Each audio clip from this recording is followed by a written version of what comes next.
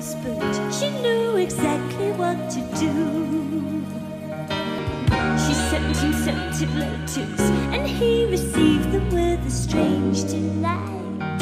Just like his wife, but how she was before the tears, and how she was before the years flew by, and how she was when she was beautiful.